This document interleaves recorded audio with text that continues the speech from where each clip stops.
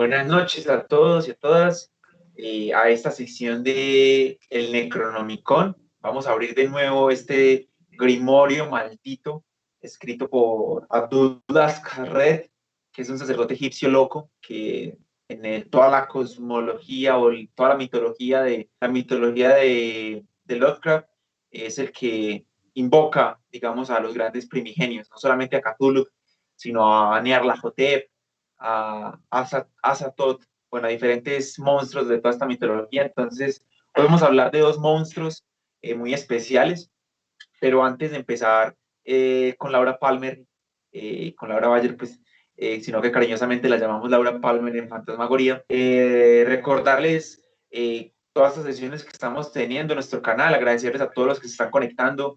Esta también la vamos a subir después a YouTube, la que tuvimos la última vez, hace 15 días, que fue cuando hablamos de Shirley Jackson y Edgar Allan Poe.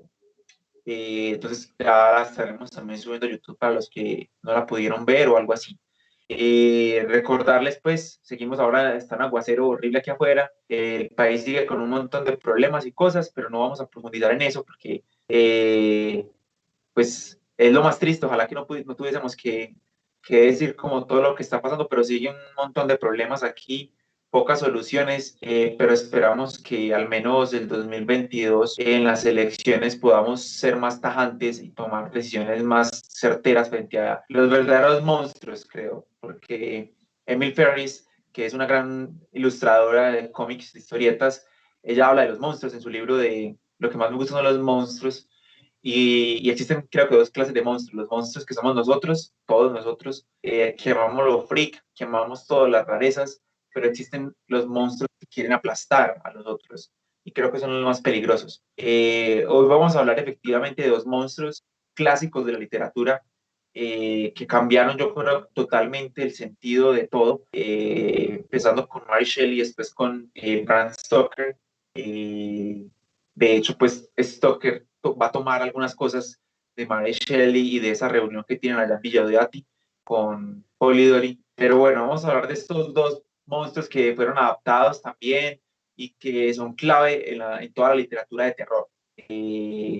Entonces, no sé, ¿por dónde empezamos? Vamos a empezar con como la misma estructura que hemos tenido en el último encuentro. Yo hoy tengo la camiseta de Black Tape, había que estar eh, haciéndole barra Black Tape.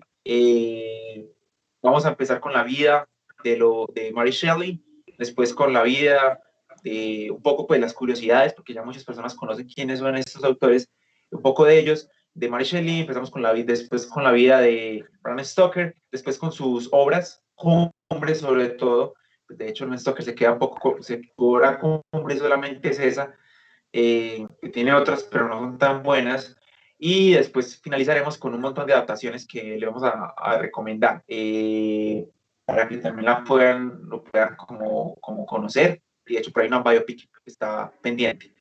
Entonces, sin más preámbulos, le doy la palabra a Laura Palmer para que nos empiece a contar un poco del universo de esta gran mujer, de Mary Shelley. Hola, Anticristian, hola a todos los que nos están viendo en este momento en Twitch y los que nos verán después en YouTube. Estamos acá para conversar en una lección del Necronomicon donde analizamos la literatura de género, y una de mis exponentes favoritas sin duda es Mary Shelley o Wollstonecraft Goodwin. Este fue el nombre con el que la bautizaron inicialmente y resulta que es hija de dos grandes filósofos, uno de ellos William Goodwin y de la grandísima Mary Wollstonecraft, que fue quizás la primera gran feminista en escribir un tratado que podemos quizás rastrear en la historia del feminismo moderno. Como estamos viendo en pantalla, Mary Wollstonecraft Goodwin, después Mary Shelley o Mary Shelley, nació el 30 de agosto de 1797 en Londres. También murió en este mismo país, en Reino Unido, el 1 de febrero de 1851, a raíz de un tumor cerebral. No sé, chicos y chicas, si se necesite un tumor para escribir tan maravillosa obra a los 18 años, porque Frankenstein fue concebido cuando la novelista apenas tenía esta edad. Además, se codeaba con gente muy importante del canon de la literatura, pues como su esposo Percy Bysshe Shelley, gran poeta, y también pues con Lord Byron, que se dice, o algunos de sus biógrafos dicen que Lord Byron retó a Mary Shelley y a Percy y también a la hermana de Mary cuando estaban vacacionando en Suiza a escribir relatos de terror. Y fue por este reto de Byron que Mary Shelley termina por soñar en uno de esos días de vacaciones con la historia que hoy conocemos como Frankenstein. Digamos que el dato más curioso, que yo creo que es un poco absurdo para los que seguimos el género de terror, pero muy curioso para los que de pronto están acá y jamás se habían enterado de esto. Frankenstein es el nombre, el apellido, de hecho, de Víctor Frankenstein. El monstruo no se llama Frankenstein, se llama el monstruo de Frankenstein. De hecho, Alberto Montt, un caricaturista del sur, tiene una viñeta donde está el monstruo de Frankenstein abriendo la puerta y le dice, aquí no es, estás buscando al doctor y yo soy el monstruo. Es un error común.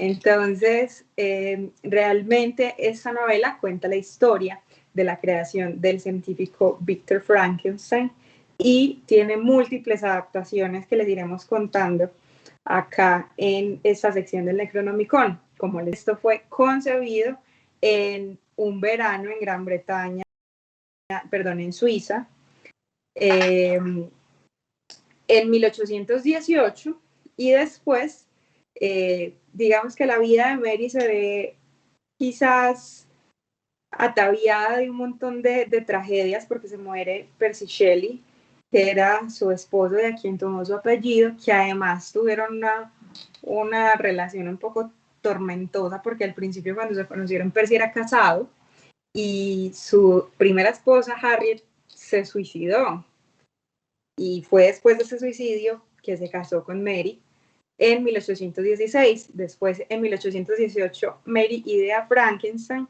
y Percy Shelley muere en 1822 porque se hunde en un velero, naufraga, en un velero en el que iba. Y después, incluso antes de que Percy muriera, Mary tuvo varios hijos. De hecho, tuvo 4 y solamente sobrevivió uno. Percy Florence se llamó. Después de que Percy se ahogó, el Percy padre, Mary Shelley se dedicó ya a su vida de escritora, quizás un poco a su vida de feminista radical y política, que es una faceta que no conocemos mucho de esa autora, y también puede a ser madre. Y a los 53 años finalmente la mató un tumor cerebral que tenía y que la quejó mucho en sus últimos años de vida. Todos la conocemos por Frankenstein, por supuesto, pero tiene más novelas como la novela histórica Walperga y Perkin Warbeck de 1830. También tiene una novela apocalíptica de 1826, se llama El último hombre, y otras 2 novelas que son Loder y Faulkner. Y además, pues como les dije, era una mujer que tenía una postura política grande, sobre todo porque viene de un hogar de filósofos. Su madre le hereda como toda esa onda feminista y digamos que en la obra de Mary Shelley hay una contemplación, una consideración, como un alma tan profunda que ahora digamos que se le adjudica a su ser más femenino y su ser más revolucionario, pero ella creía, por ejemplo, que la compasión por el otro era lo que iba a salvar al mundo o a reformar a la sociedad.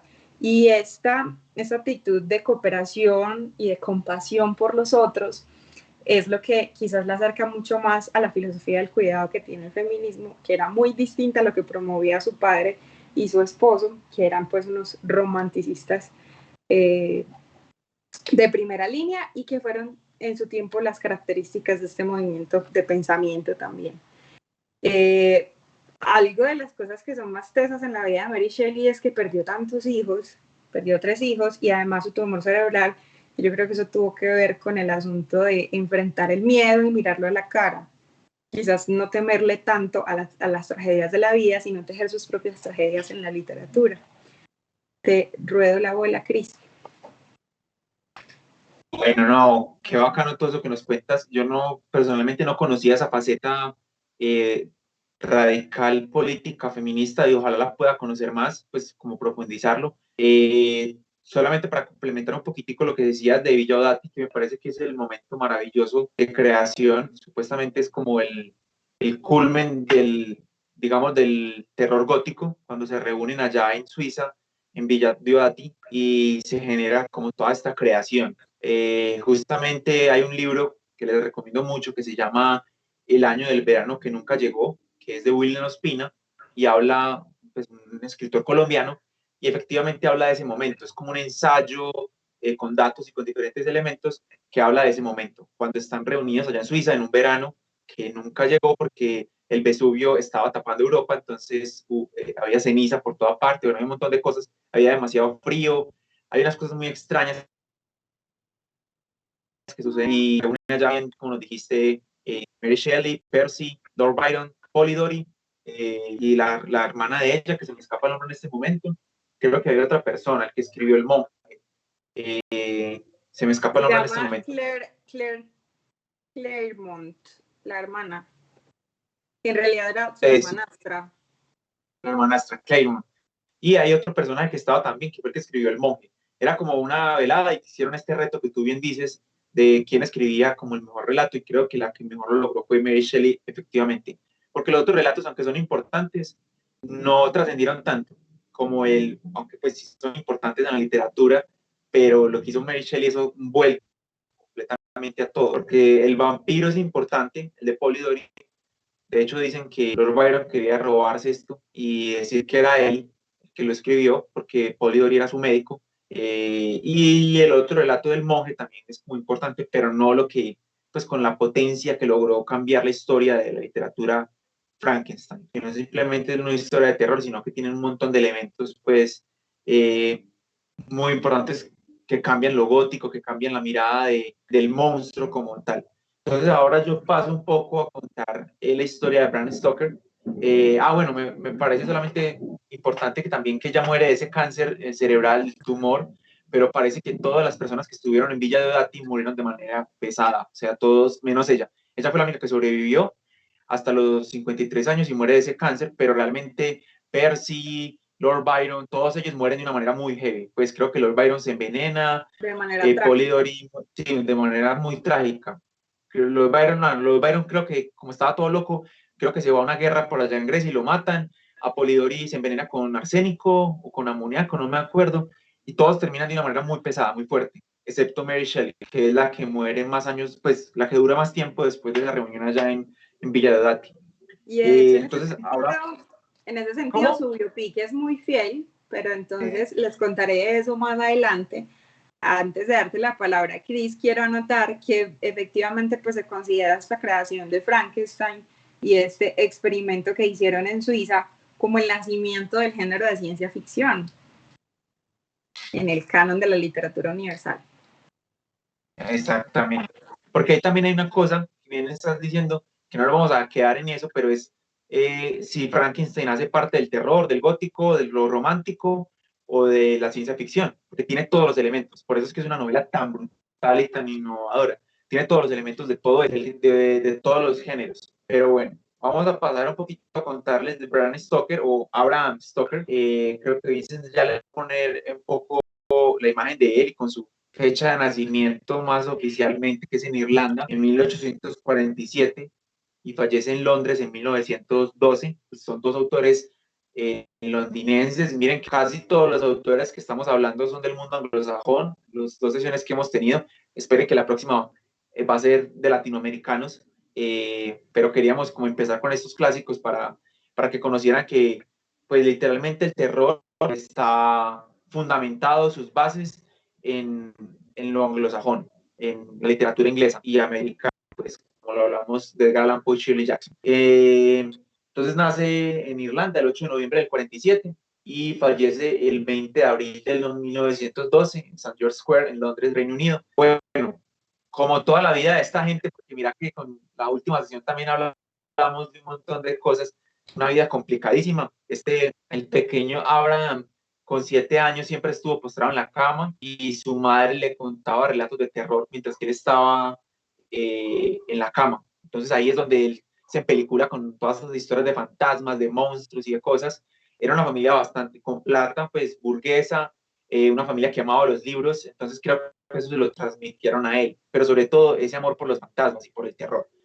Porque su madre, pues efectivamente le estaba postrada en una cama por una enfermedad, era un niño siempre muy enfermizo, y su madre lo arrullaba literalmente con cuentos de terror. Y creo que eso fue fundamental para poder crear pues la mentalidad de la obra, que también parte la historia del terror en dos, que es la creación de Drácula.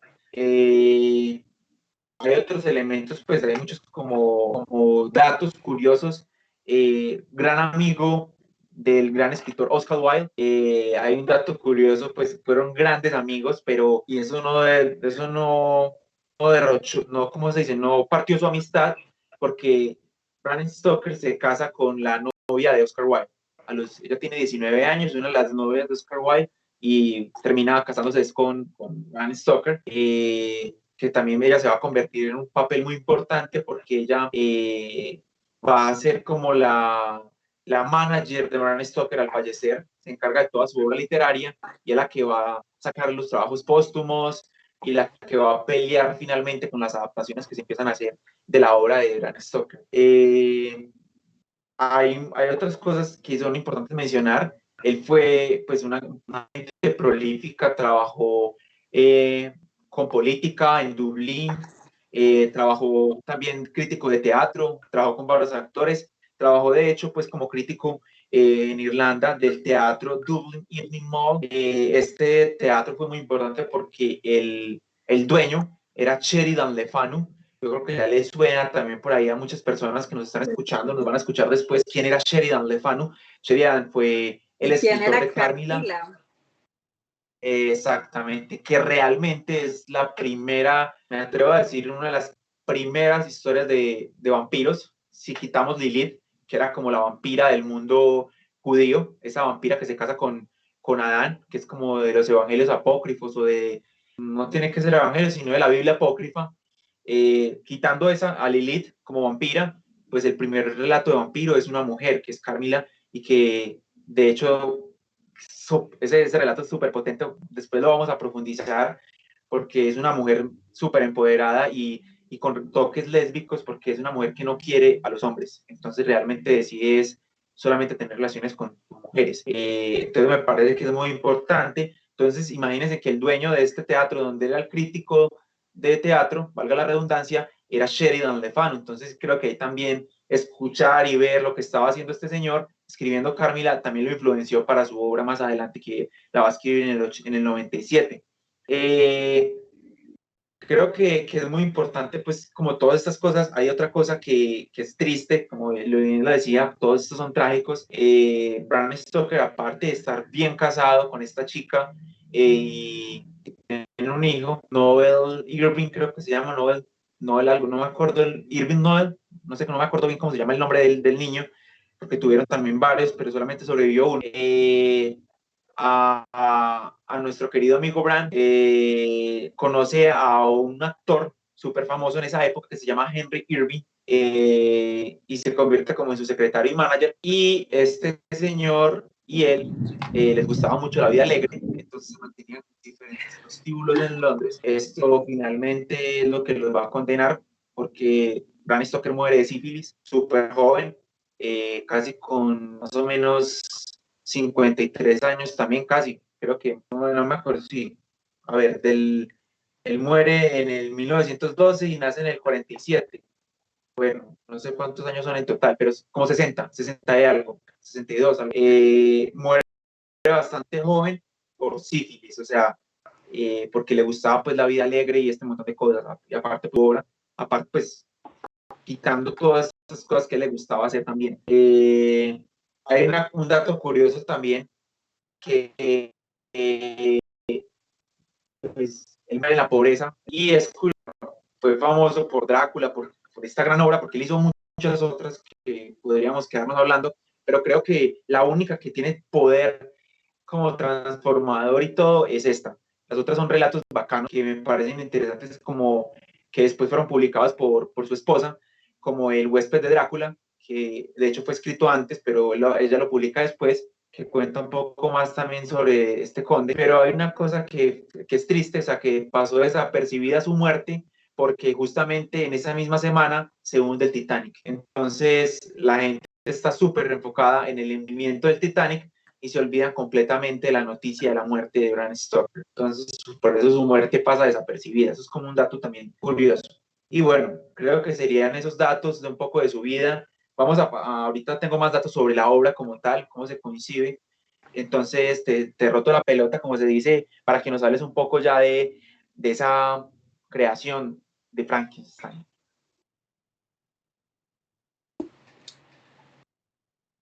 Yo creo que para los que no han leído Frankenstein, es como si ya lo hubieran leído a lo largo de estos 2 siglos que tiene de antigüedad, 2 siglos y medio, porque Frankenstein nos trae muchos de los arquetipos del terror actual, también de la literatura en sí, o sea, tiene muchos cimientos. Es como la tradición de la novela gótica y habla, por ejemplo, empecemos por el título. Porque se llama Frankenstein el moderno Prometeo. Pues creo yo, Cris, no sé si me puedas también aportar a esta percepción. Prometeo es este mito griego, como el semidios que no era como de un lado ni del otro, no era completamente divino, pero tampoco completamente humano, que le roba el fuego a los dioses y se los entrega a los hombres, y los hombres pueden hacer un montón de cosas con el fuego, y Prometeo es castigado por dar como este poder divino a los humanos. Yo creo que Frankenstein se llama el moderno Prometeo precisamente porque es todo ese poder de la ciencia entregada como al servicio de la humanidad, pero ¿qué pasa cuando todo ese desarrollo científico quizás se lleva a cabo de manera equivocada? Entonces la primera reflexión que nos deja Frankenstein es como ese asunto de jugar a ser dioses y de la creación que resulta finalmente monstruosa. Una de las cosas que más me gusta de leer Frankenstein es la primera descripción del monstruo, que se las quiero leer y la tengo por acá, porque incluso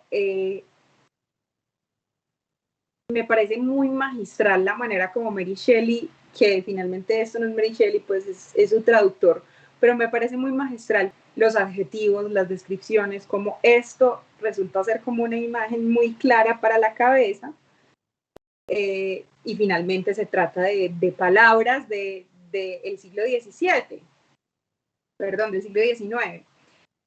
Entonces, la descripción dice así: ¿cómo expresar mis emociones ante aquella catástrofe?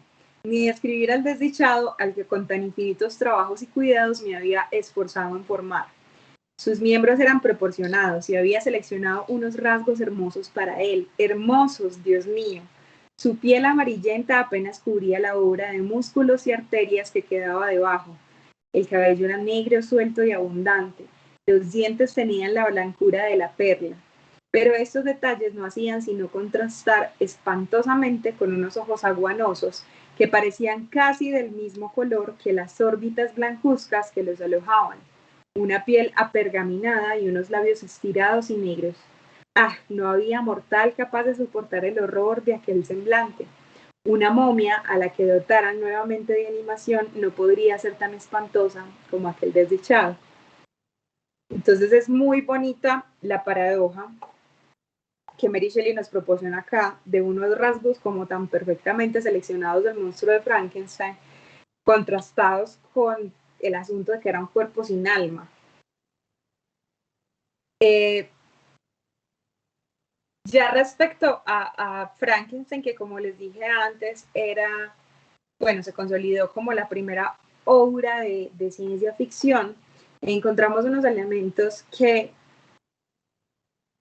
son muy arquetípicos en la en la literatura actual, que son, por ejemplo, la paradoja del creador y su obra, de lo sagrado y lo profano, de quizás lo que está pensado desde la razón y lo que dice el corazón.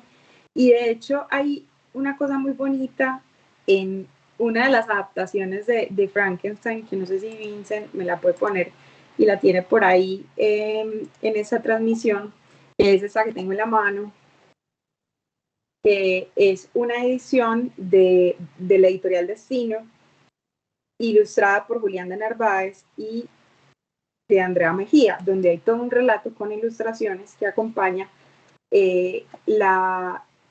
quizás la historia, la expresión de la soledad de Frankenstein y de cómo le pidió a su creador tener una compañía.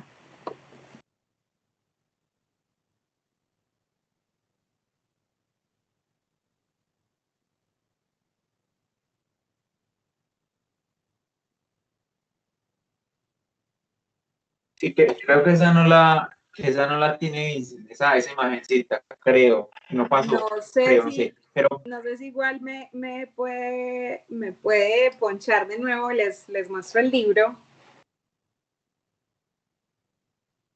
Como acá me llega la transmisión un poquito, realmente no sé qué están viendo, pero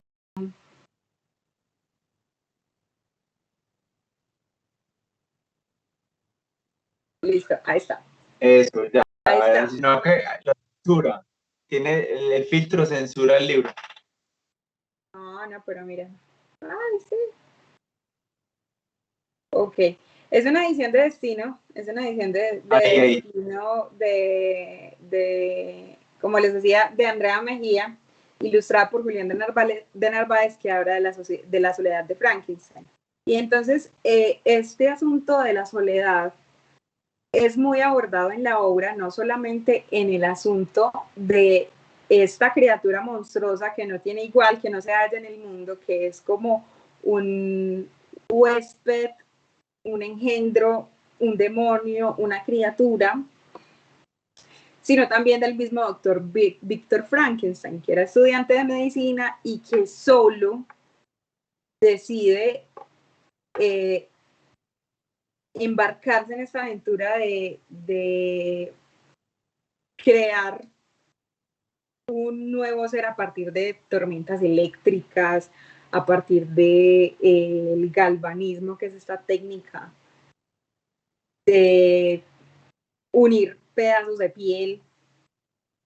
Y de hecho, esa memoria que nosotros tenemos en la cabeza del monstruo de Frankenstein, con una cabeza enorme, altísimo, quizás con los tornillos en el cuello, es una imagen un poco más cinematográfica. Porque realmente la descripción del monstruo de Frankenstein no solamente es hilada como la leí, sino que incluso deja como los cimientos en la literatura de terror para provocar miedo más con las palabras que con la descripción visual, que por supuesto cuando el cine de terror entra a figurar en este cuadro, se le hace mucho más, digamos, entre comillas, fácil asustar con los cuadros impresionantes, con las costuras, con la sangre, con los rasgos burdos, que un escritor que debía jugar con la imaginación de sus lectores. Y yo creo que mucho de lo que hay en la obra de Mary Shelley le sirve a personas como Lovecraft para describir sus monstruos, que uno, por ejemplo, nunca adivina cuál es la forma de Cthulhu. Y aún así, yo logré espantarme un montón con Cthulhu y soñar con él, aunque no sabía cómo se veía. Y digamos que hay pistas ciertas de cómo se ve ese monstruo de Frankenstein, pero finalmente todo es una construcción pues como visual que es muy propia de cada uno.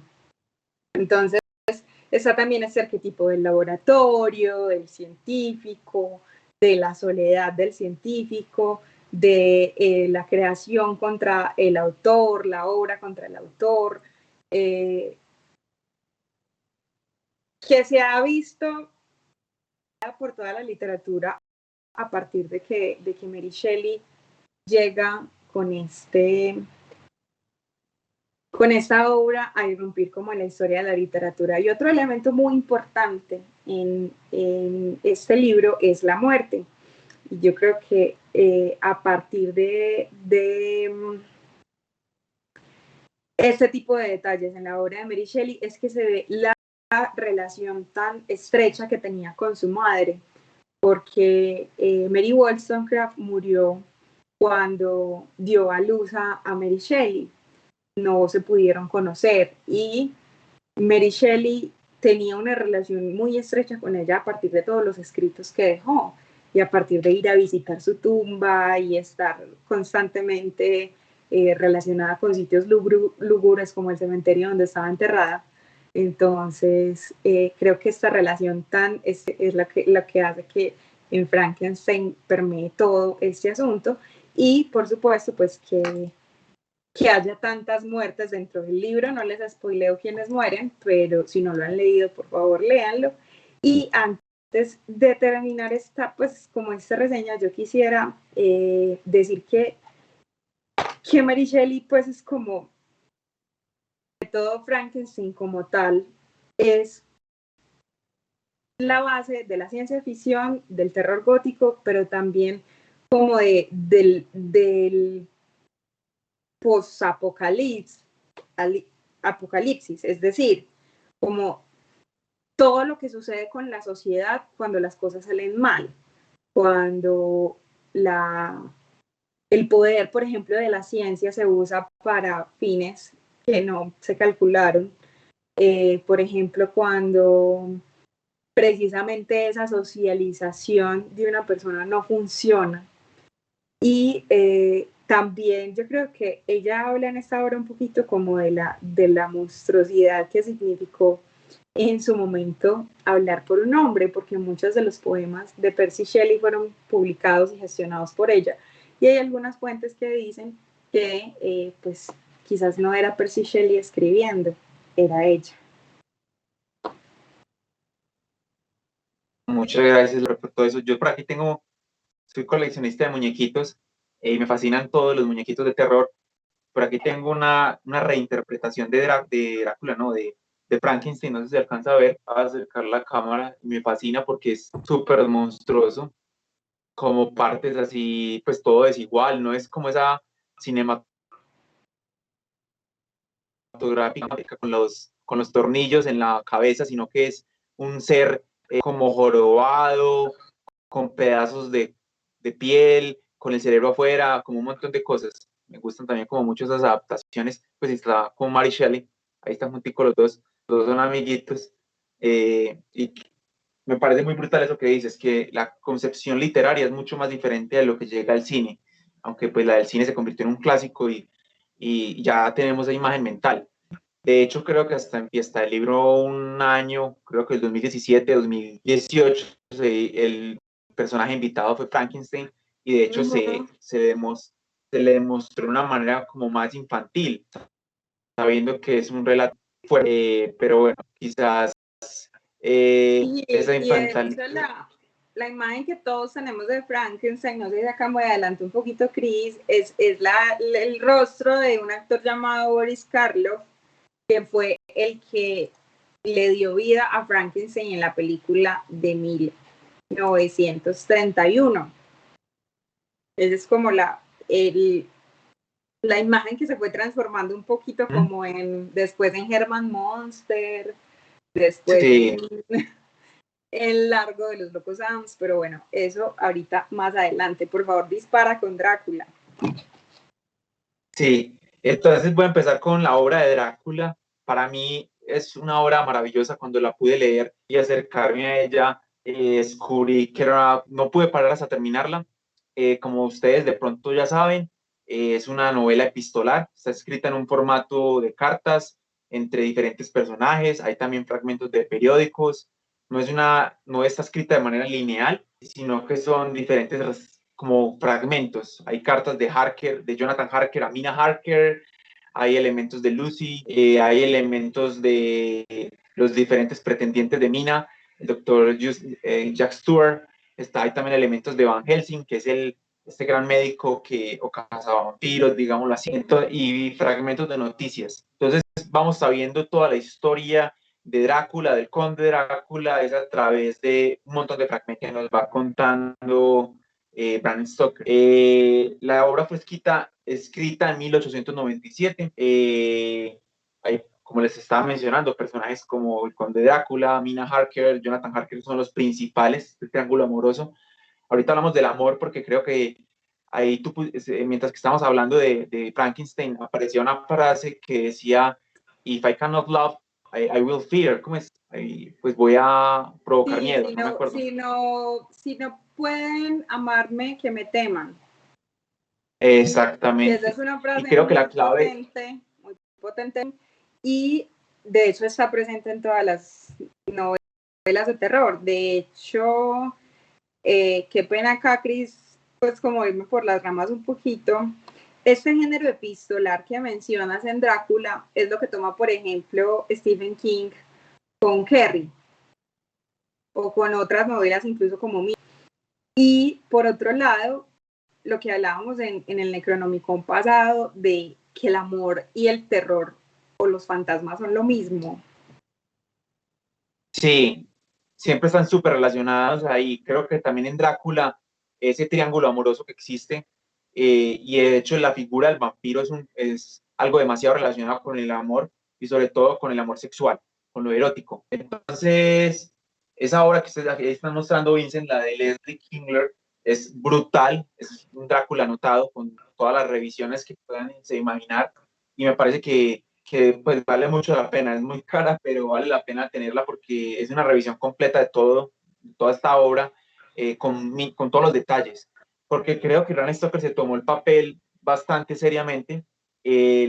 Para empezar esta investigación, contrata literalmente por un año a un orientalista, o sea, un experto en toda la parte oriental, un historiador llamado Arminius Barbery. Me fascinan esos nombres porque parece como los de Harry, como la de Cassandra Blavatsky, bueno, como esos nombres así todos peliculados.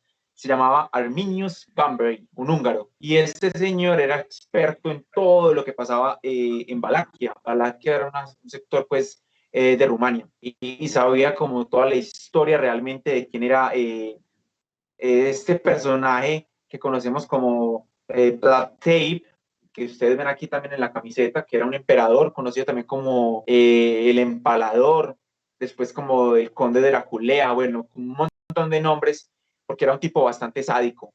Era ortodoxo y después se convierte al catolicismo, y fue un personaje bastante vengativo. Su padre lo entierran vivo, sus mismos nobles, y eso es real, pues históricamente está pues, comprobado que este personaje sí existió, y a su hermano le queman los ojos, los derriten con un hierro al fuego.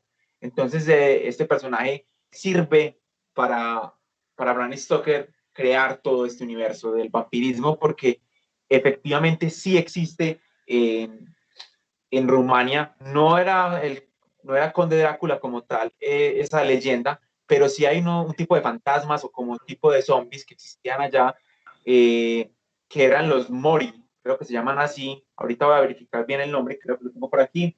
Y eran personas que enterraban vivas y que después aparecían en el pueblo. Perdón, enterraban y después aparecían vivas en el pueblo, ¿cierto? Entonces se generó como mucha polémica en esos lugares, sobre todo había mucha superstición, y creían que realmente esas personas eran vampiros que regresaban de la muerte para chupar sangre o para saciar el hambre. Bueno, hay muchos relatos que se han escrito sobre eso, sobre muertos que regresan con alguna tarea. Entonces, partiendo de esos relatos, pues se combina la historia de Black Tape, la historia de esta gente, de estos aparecidos, y se crea como este relato, digámoslo así.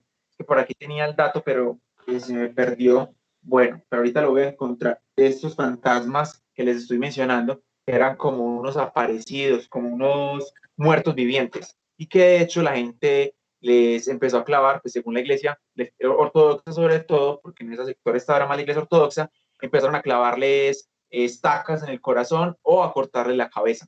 Entonces creo que todos los elementos le sirvieron a él también para crear como toda la leyenda, ¿cierto? Que la vemos también muy bien adaptada después por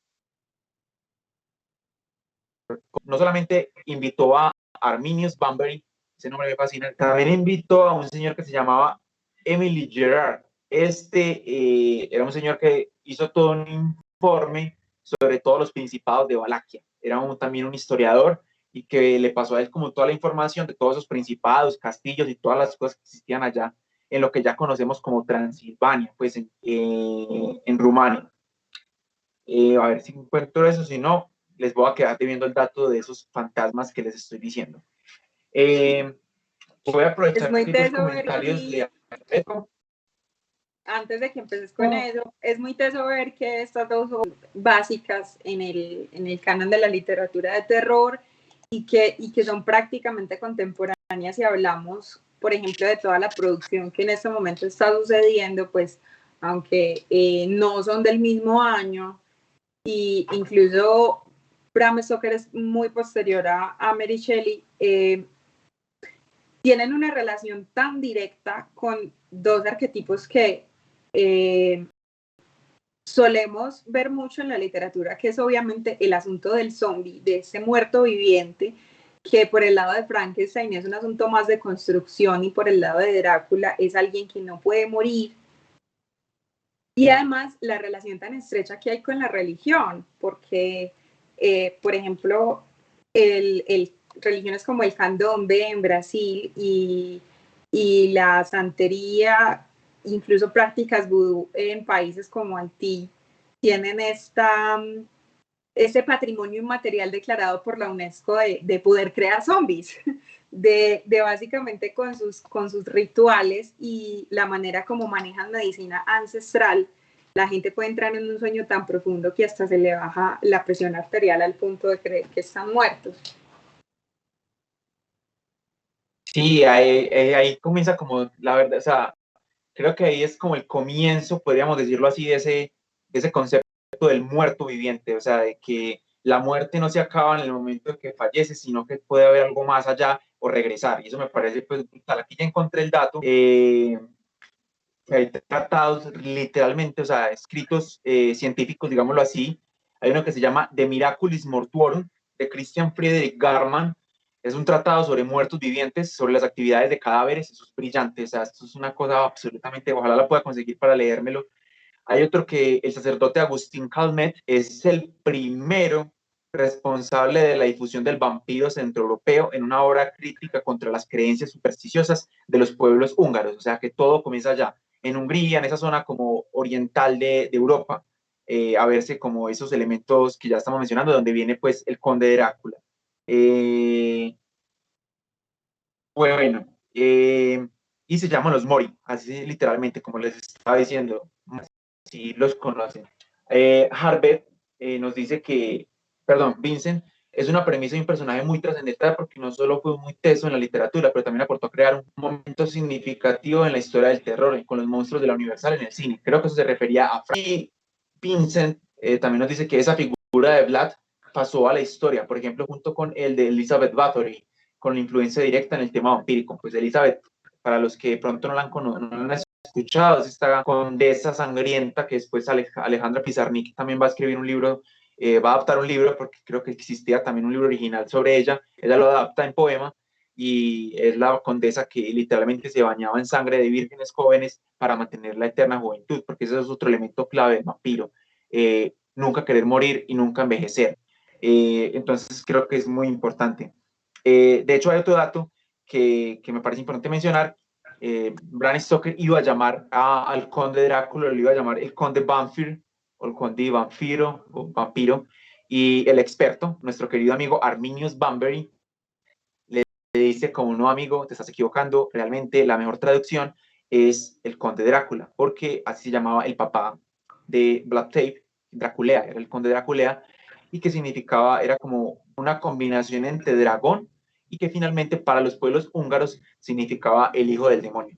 Entonces creo que fue esa sugerencia que la salvó porque literalmente se iba a llamar el conde Banfield y finalmente termina llamándose el conde Drácula. La obra, como les digo, los que no la han leído, dense la oportunidad porque es un viaje brutal entre Londres y Rumania, entre la aristocracia, la burguesía, el amor, lo sexual, entre ratas, perros, lobos. Creo que hay un montón de elementos muy buenos en la historia. Uno de mis personajes favoritos en toda la literatura es Van Helsing. Se han hecho también muchas adaptaciones de él, pero el personaje me parece brutal en el libro, y que también me parece muy bien logrado por Anthony Hopkins en la adaptación, que ahorita hablamos brevemente de ello. Pero en general es una obra que nos habla del vampiro como un ser que no quiere morir, un vampiro que no... El vampiro es un ser que por una maldición, literalmente, él está aferrado a la vida por sed de venganza, y creo que la sed de venganza también se transforma en sed de sangre, y literalmente eso es lo que hacía Black Tape.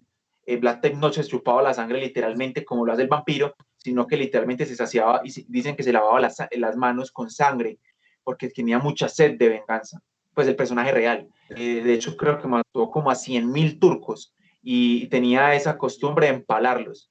Dicen, por ejemplo, que Black Tape, porque me parece muy importante que es este personaje, porque es el que crea todo este terror en la imaginación de Bram Stoker para poder llegar a generarnos el terror a nosotros.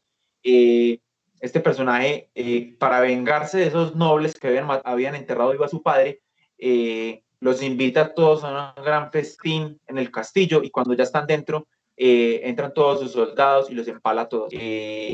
Después era tan temido, se cuenta una historia de la copa de oro de Black Tape, y supuestamente él puso una copa en Rumania, una copa de oro en la mitad de una plaza, y dijo que todos la podían usar para beber agua. Y era tanto el terror que le tenía a la gente, y había muchísima pobreza, había muchísima gente, como 70.000 personas, y era plena edad media, pues digámoslo así, la gente, pues, dioseros, un montón. La copa nunca se la robaron, nunca. Y de hecho, cuando se murió, nadie la tocó, porque había tanto temor a este tipo, que se cuenta pues que absolutamente la copa se convirtió en algo sagrado. Y de hecho está muy relacionado pues con la copa, con el cáliz de sangre de la Iglesia Católica. De hecho, cuando vimos Thirst, la película de Park Chan-wook, que es sobre un vampiro sacerdote, creo que fue la mejor metáfora que Park Chan-wook completó. O sea, que creo que le faltó a Bram Stoker, porque en una de las escenas, cuando el sacerdote está haciendo una misa, y él levanta el cáliz, y el cáliz es la sangre de Cristo según la creencia católica o la creencia cristiana ortodoxa, y él bebe la sangre del cáliz, y es como el preámbulo para después beber la sangre vampírica. Eso me parece que es, uy Dios, esta gente está muy volada, y esto es muy brutal. Y creo que eso es lo que está, que es una herejía, Drácula como tal. O sea, él es un hereje que se revela contra la Iglesia Ortodoxa, y dice: yo no voy a beber más la sangre de Cristo, no voy, porque él era católico, y yo no voy a beber como cristiano, yo voy a chupar la sangre de mis enemigos. Y por eso se dedicó pues a bolear sangre como un berraco. Arbet ahí también nos menciona que los vampiros y los zombies quizás, como Strigoi, eso, era Moroi. No, Moroi son los que les venía diciendo ahorita, esos seres que les tenían que cortar la cabeza cuando se morían.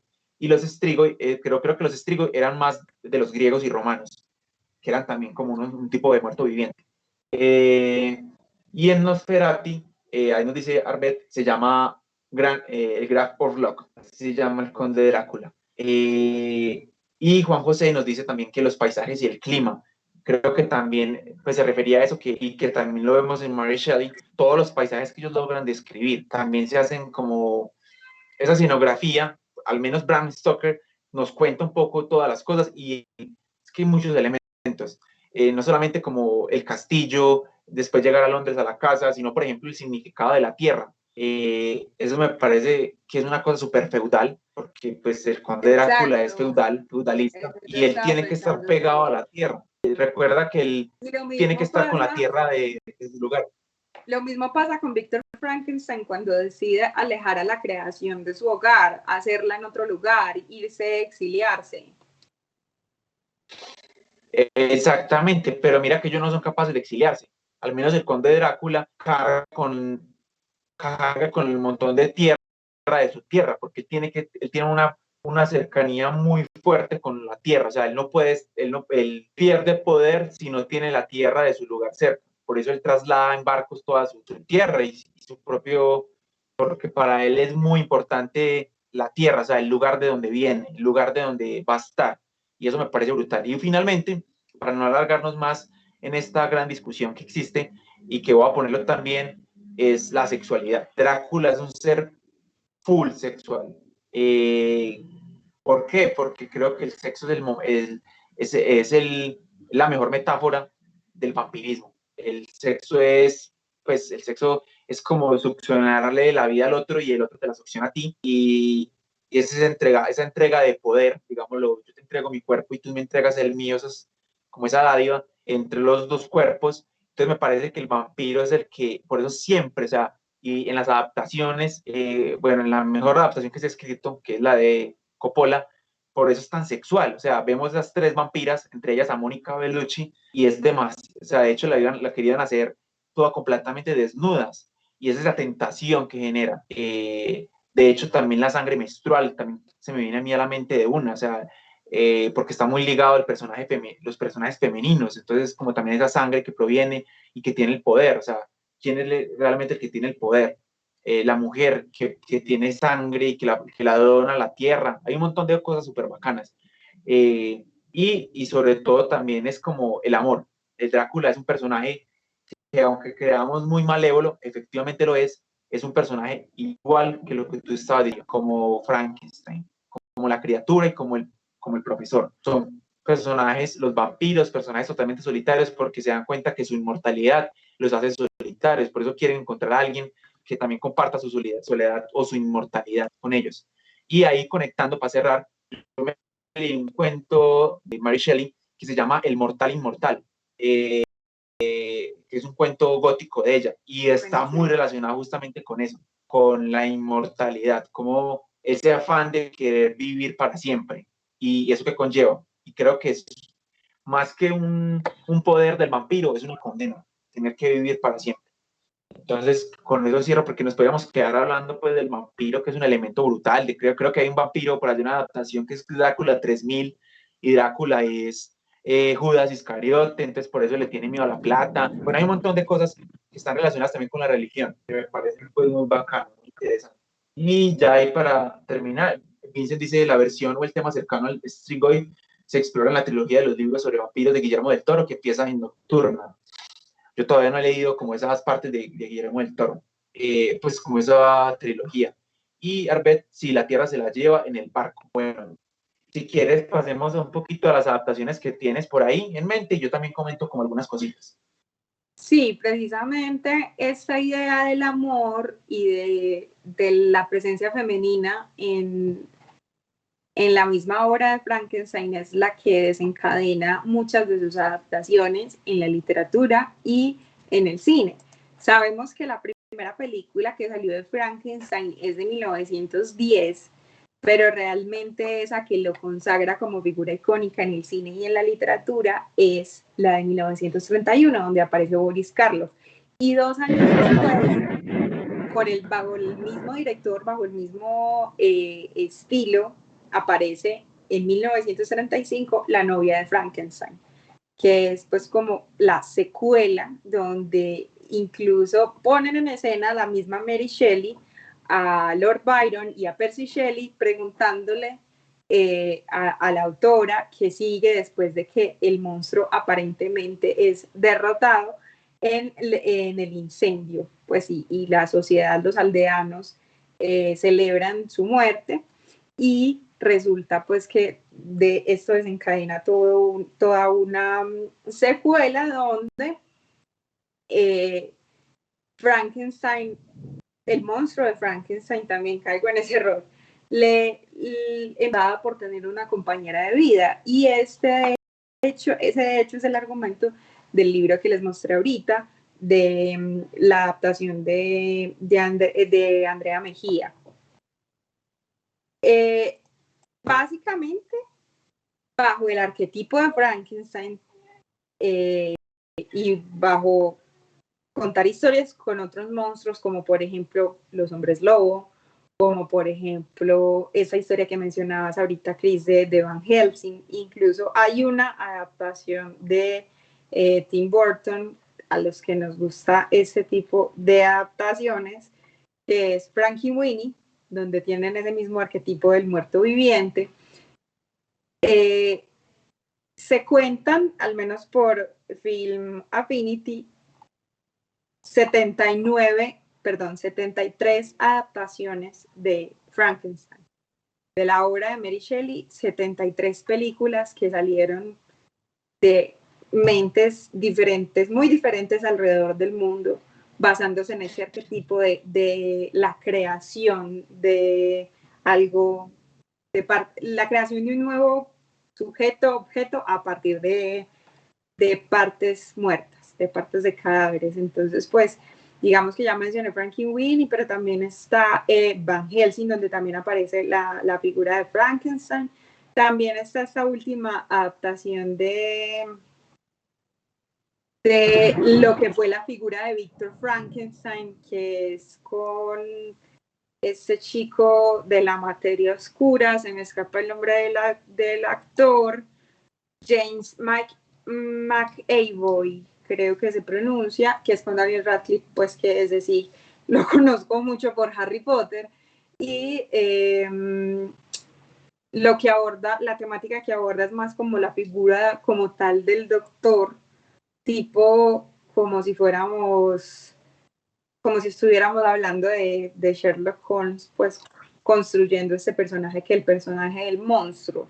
No sé si tengas como otra adaptación en mente que quieras destacar de Frankenstein. También, por supuesto, hay muchas adaptaciones animadas, porque es un monstruo arquetípico. Sí, ahorita mencionaste, me parece muy bacano lo de Herman Monster, que me parece un personaje muy bacano. Los Locos Adams también, como que esa figura se volvió muy popular. Aunque propiamente no son Frankenstein y Herman Monster y el personaje de Largo en Los Locos Adams son con ese origen del monstruo, y sobre todo esa imagen de Boris Karloff, que es como el cabeza cuadrado con los tornillos en el cuello, incluso la piel verde.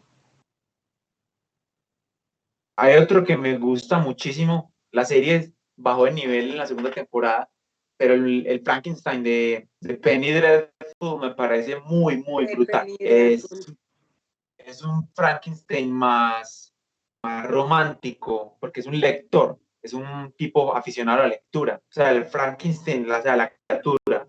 Víctor es un loco, pues un estudiante de medicina, pero la criatura es un tipo que pues asesinaron y lo logran revivir, y entonces nos encontramos con un Frankenstein mucho más racional y poético, y me parece hermoso ese personaje. De hecho, hasta sufre por su fealdad, no le gusta mirarse al espejo. Me parece que está muy bien construido. Lástima que la serie se fue por otro camino en la tercera temporada, si no estoy mal, con la segunda, pero me parecía muy bien logrado ese personaje de Franklin en Penny Dreadful. Además, pues sí, Eva Green le daba todo el poder. Un capítulo entero de todo lo que falló en Penny Dreadful.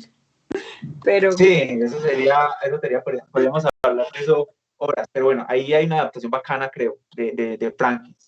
Si quieres, cuéntanos un poquito también de esa adaptación, de esa biopic que existe sobre Mary Shelley, que claro, es muy interesante también su trabajo. También sobre Mary Shelley, pues específicamente se han sacado varias películas, pero me quiero enfocar en la última, pues que es de 2017, que de hecho pues pueden ver todos y todas, está en Netflix, y es la vida de Mary Shelley, como les decía anteriormente, muy fiel a lo que pasó, al menos históricamente.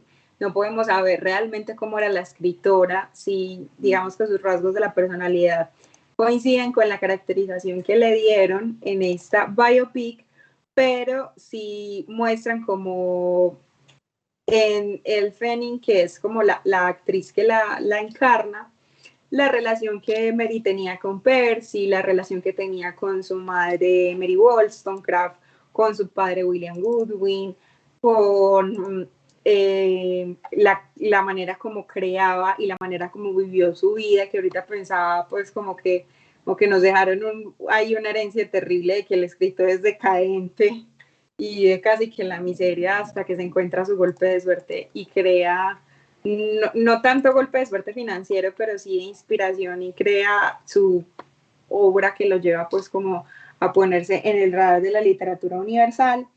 Y pues después lo culpan a uno que porque está tan llevado tomando pola o fumándose un par de porros de escribir.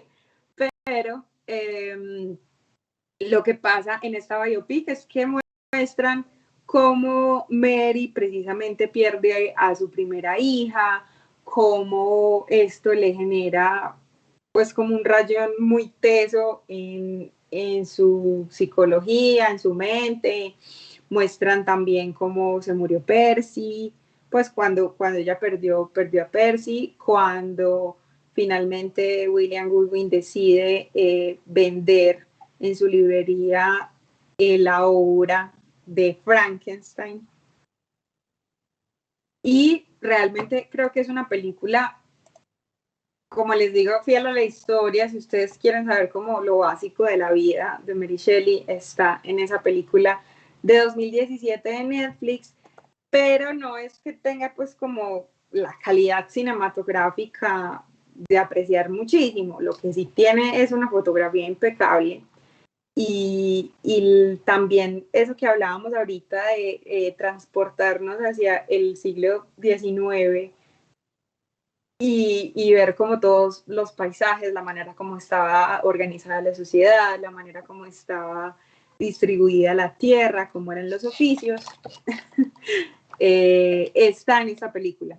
Entonces pueden imaginarse como un poquito cómo vivió esta joven escritora y sobre todo también pues su ser disruptivo, porque fue un escándalo completo cuando ella empezó, digamos, a salir con Percy, a decir que quería compartir su vida con él cuando era un hombre casado, a decir que, pues, que no le importaba, por ejemplo, vivir en la pobreza cuando tenía una mediana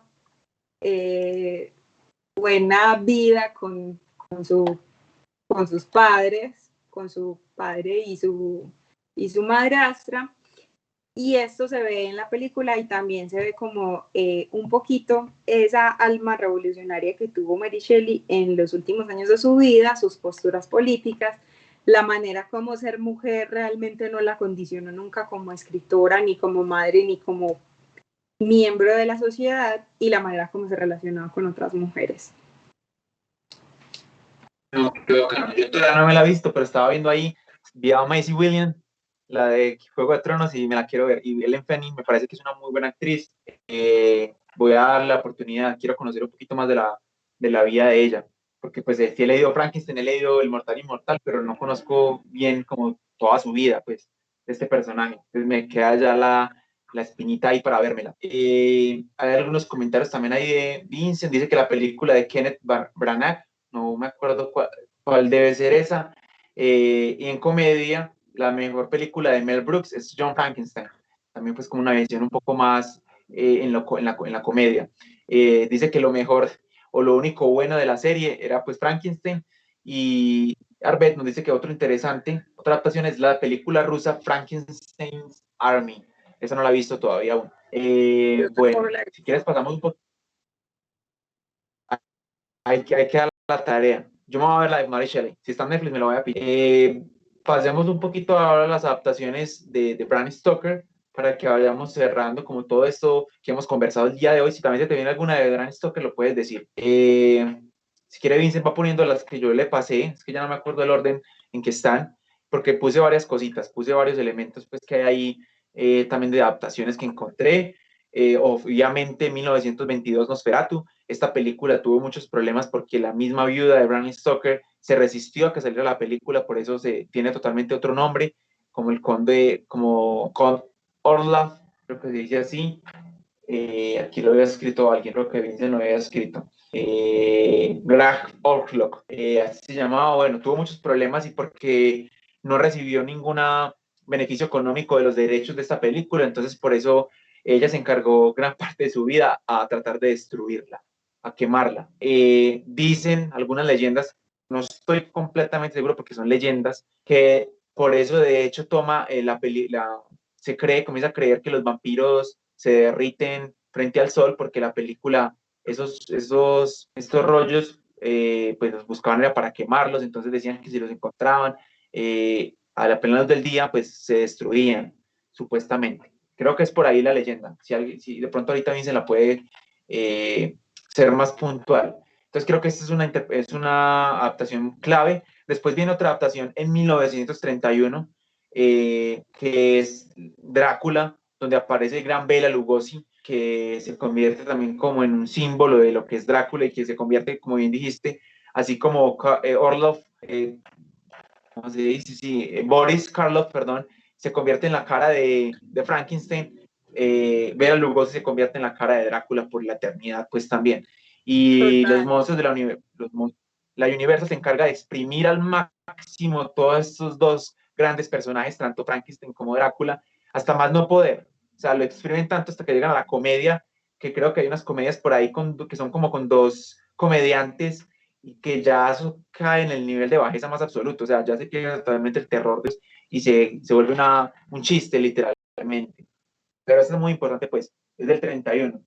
Y es con el gran director de Todd Browning, que después va a ser Freaks, y que después de Freaks, pues su carrera muere, porque es una película muy polémica que más adelante podremos hablar o ya hemos hablado en otros espacios. Y después aparece en el 92, no sé si es de la que siga, en las que Vincent tiene mostrándoles, porque hay otras adaptaciones que quería mostrar, pues de otras cosas, pero en el 92 aparece, creo que la mejor adaptación para mí en toda la historia del cine de Drácula. Es creada por Francis Ford Coppola, pero tuvo mucha mano de Winona Ryder, que me parece que pues, desde chiquito fue mi amor platónico, desde Beetlejuice siempre la amé, y desde Hombre Manos de Edward Scissorhands, pues el Hombre Manos de Tijera, sí, Eduardo Manos de Tijera, siempre fue mi amor platónico y creo que ella tuvo mucho que ver en esta película. Nunca la pusieron como productora ejecutiva, pero ella casi que fue la que seleccionó el casting y seleccionó todo. Es una película re top, pues en todos los sentidos. Si no se la han visto, creo que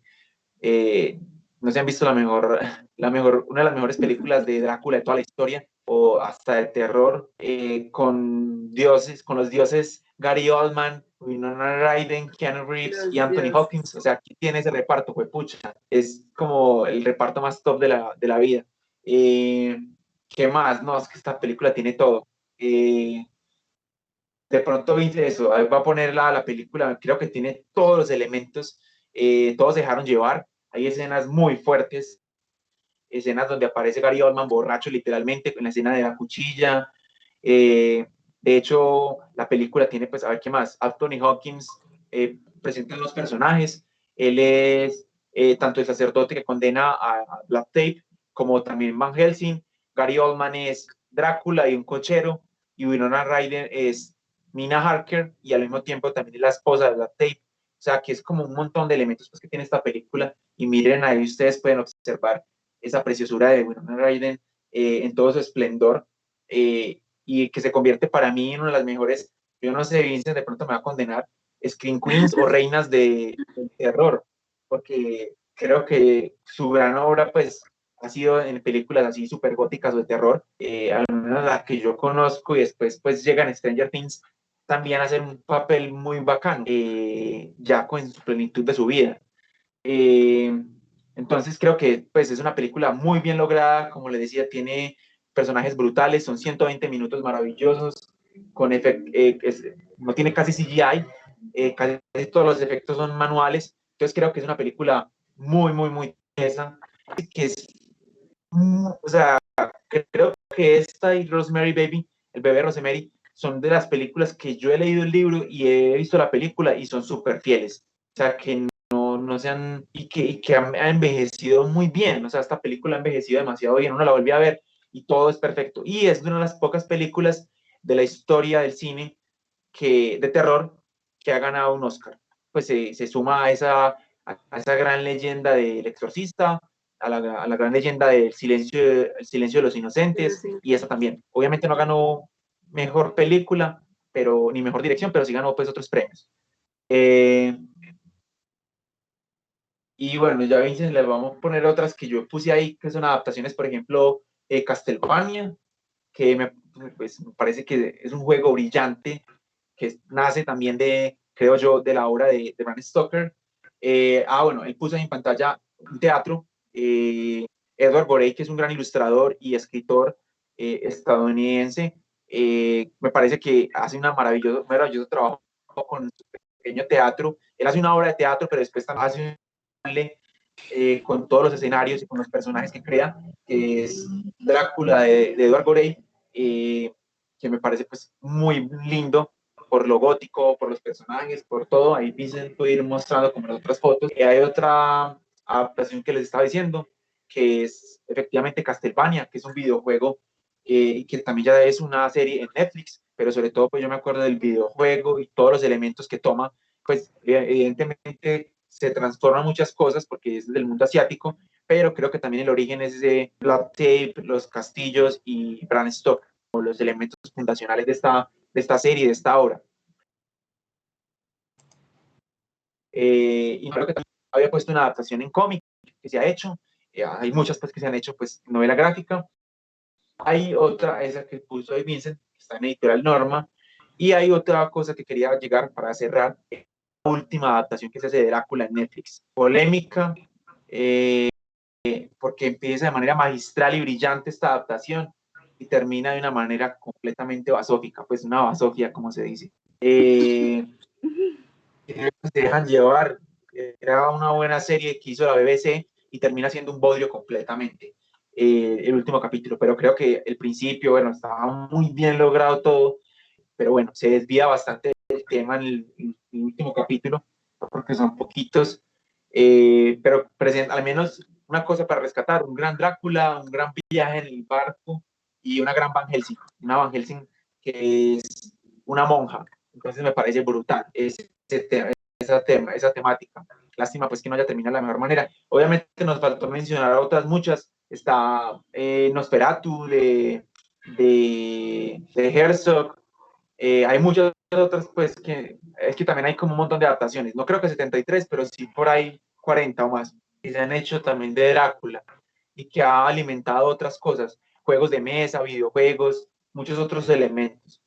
Entonces, bueno, ahí como que hemos hablado un poco de todas estas adaptaciones, de todos estos monstruos. No sé si quieras comentar algo para ir cerrando, Laura. Gracias, Cris, a vos, porque aunque se parece pues un tema trillado en el sentido de que está tan dentro del ADN de la literatura y el cine de terror, pues que ya se nos hace paisaje, es muy bacano entender de dónde vienen también los arquetipos y pues invitarlos a que se oyen igual las películas, que si van a ver la sangre falsa o el remiendo en los maquillajes o las costuras, en este caso, por ejemplo, de los diversos Frankenstein, lo hagan también con la mirada de entender que para la época ese tipo de monstruos eran una sensación y que a partir de ellos es que se construye todo el universo que consumimos en este momento y verlos no con esa mirada pues de la antigüedad, quizás o lo que ya está obsoleto, sino lo que fue muy revolucionario en su tiempo, porque quizás si no hubieran surgido estas obras en el contexto en el que surgieron, pues no tendríamos maneras de tramitar, por ejemplo, el miedo en el mundo actual. Sí, antes de decirte un comentario que me hiciste acordar ahorita, los comentarios también estaban mencionando la adaptación donde aparece Christopher Lee, en la otra que aparece Terrence Fisher, que son de la Hammer, y también mencionan Drácula muerto pero feliz, Charo, que también es otra adaptación que juega con la comedia. Y los comediantes que les estaba diciendo es Abbott y Costello, pero para Vincent sí le gustan bastante esas películas. Yo no las he explorado todas, pero he visto creo que una de ellas, y me pareció como que, pues no me gustó ver las figuras de Drácula y Frankenstein de manera tan charra, pues como de manera cosa, la escena de Frankenstein cuando los ciudadanos de bien van a matarlo, acordar de lo que está pasando en este momento, pues lo que estás mencionando justamente ahora, esos deseos de los ciudadanos de bien con antorchas, con trinchetes, ¿cómo se llama eso? Con los rastrillos y con eso, queriendo matar la criatura. Eso me parece que es lo más actual de la vida, que ya no lo había presentado la adaptación cinematográfica de James Whale. Queriéndonos aniquilar la diferencia. Exactamente, creo que esa es la clave. Creo que es mejor tener, la diferencia es como diferente, creo que el monstruo es un monstruo verdaderamente maléfico que creo que podría estar personificado en la gente de bien, o sea, el monstruo que quiere es chupar la sangre, que quiere saciarse, que quiere es acabar con el otro. En cambio, en Frankenstein podemos darle la mirada y es eso, es el otro, el diferente, porque Frankenstein nunca quiere asesinar, o sea, la criatura no quiere generar mal. Y como no consigue amor, trata de generar miedo. Entonces, quizás es el último grito de nosotros, como raros, digámoslo así, como diferentes. Lo único miedo que podemos hacer es pintar murales. Y para la gente de bien, pintar murales hay que blanquearlos, porque son raros. O salir a marchar, para la gente de bien es algo que no se puede hacer, porque no sé, que, que está mal hecho, digámoslo, porque bloquean Porque vías, bloquea igual, o pero sea, pienso como en los bloqueos y el asunto de conservar el status y generar dinero nada más y no entender que hay otras maneras de vivir la vida. exactamente.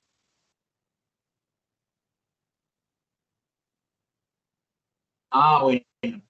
Y finalmente, bueno, ya hay otro comentario de Cabo de Costello, pues ya ustedes podrán mirar las películas de ellos dos, de esos comediantes y los monstruos que aparecen ahí. Arbet hace una mención de un juego de mesa que nos gusta mucho, que es Horrified, que también aparecen esos personajes. Yo no me acuerdo que estaban ahí, apenas me dar cuenta, no recordaba eso. Y dejamos una encuesta para ir cerrando, que es cuál de los dos libros prefieren más, si Drácula o Frankenstein. Evidentemente, pues no es que uno sea mejor que el otro, son dos miradas súper distintas, pero bacano conocer ustedes también qué opinan. También cuando vean este video en YouTube, nos lo pueden dejar en los comentarios, qué película, perdón, qué obra les gusta más como tal, o sea, de este mundo literario de Mary Shelley o del mundo literario de Bram Stoker. Y nada, esto nos deja esa reflexión que creo que Laura nos pone al final. O sea, estos monstruos también son caracterizaciones del diferente, de lo otro. Sobre todo Frankenstein nos permite eso. Y cómo hay que eliminarlo, hay que sacarlo, ese monstruo que es creado de otra manera o que tiene otra mentalidad, hay que eliminarlo, pues como salen todos esos ciudadanos de bien con antorchas, hay que acabarlo. Y creo que es lo mismo que podemos ver en la actualidad, que simplemente por pensar diferente hay que eliminar al otro. Y creo que eso no debería pasar. Ojalá que solamente se quedara en la ficción, pero vamos más allá de eso. No sé si quieras también comentar algo mientras que... Ah, bueno. Y el próximo domingo, recuerden que cerramos la programación de esta semana, que tenemos mucha programación, como se han dado cuenta, ya pronto les contamos la de la otra semana. El domingo cerramos con el Gran Guiñol, que es el video podcast que tenemos en Hill House, en la casa de los Hill Brothers, que van a estar con Fantasmario y Fantástico Vital, Fantasmario, donde van a estar hablando de noticias de género, lo último que está pasando, las series que vienen, las películas que vienen, o qué actor está por ahí haciendo alguna cosa, o qué director. Y en Fantástico Vital son como las películas de género que son indispensables para cualquier fanático, que lo conozcan. Ahí están ustedes viendo también la imagen con una gran película de fondo, pues, que también se convirtió en un clásico y que también mostramos en un ciclo de nosotros hace mucho tiempo. Creo que era un ciclo de 20 cuadros, no me acuerdo, que son los ojos en rostro, que también ha tenido otras adaptaciones y que Almodóvar hasta hizo una adaptación que es La piel que habito.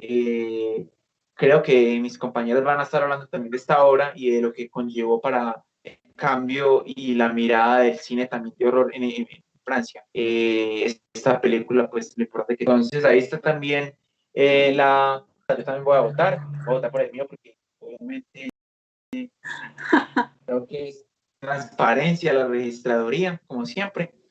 Eh, entonces, no se pierdan pues este domingo a las 4 de la tarde el video podcast, acompañando a nuestros compañeros en este gran exploración a lo que hay, a las noticias que hay en el género.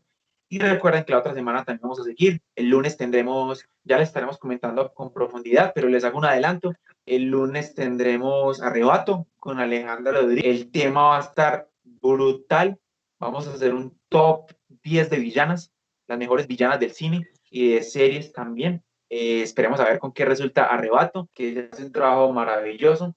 El martes nos vemos con Harvard a ver el Videódromo, que también va a estar brutal. Recuerden que el Videódromo es sobre películas en VOD, Video on Demanding, o sea, películas películas o series en las plataformas como Netflix, Amazon, Hulu, HBO. Y el miércoles volvemos con el Culto de las Sombras, con el cineclub que tenemos de Giallo. Vamos a ver What Happened to Solange, creo que se llama, que es un Giallo bastante polémico. Y el viernes tenemos Cinema Autopsia. Es una sorpresa, pero estamos todavía organizando esta parte. Entonces ahí tienen como muchos elementos para que vamos a ver, que les tenemos preparados. Y bueno, finalmente la encuesta la gana Frankenstein con 2 votos, con 67%. Y bueno, agradecerles a todos. No sé si Laura quiera comentar algo. Y agradecer a todos los que estuvieron conectados y a los que nos van a ver después cuando este video se suba en YouTube. Multitudinaria manifestación, multitudinario triunfo de Frankenstein. Gracias, Cris, por esta conversación. Semanas si vieron hasta acá y si lo van a ver en YouTube después, por supuesto sería muy bacano que nos pongan en los comentarios si les gustó esta conversación, si tienen algo más que decir de estos 2 maravillosos autores, si tienen libros para sugerir que conversemos. Digamos que Frankenstein y Drácula es algo que ya todos conocemos, pero quizás si se encuentran este tipo de videos y quieren conocer más de la literatura de género, pues nos podemos salir también de esos recuadros, así que pónganos sugerencias, comentarios, todo lo que quieran, y también sigan a Fantasmagoría en sus redes sociales, Fantasmagoría en Twitter, Festival Fantasmagoría en Facebook, y por ahí también nos pueden sugerir. Ya, Cris, que dijiste que vamos con autores latinoamericanos en el próximo Necronomicon, ya quiero decir el mío, quiero reseñar a Horacio Quiroga. Listo. Yo te voy a dejar el mío para sorpresa. Voy a ir con una chica para que también conozcamos latinoamericanas que están escribiendo cosas brutales. Entonces vamos con Horacio Quiroga y una sorpresa, pero pronto les vamos a contar también. Y bueno, como siempre terminamos todos nuestros videos. Recuerden ver mucho cine de género y leer mucho cine de género. Mucha literatura de género.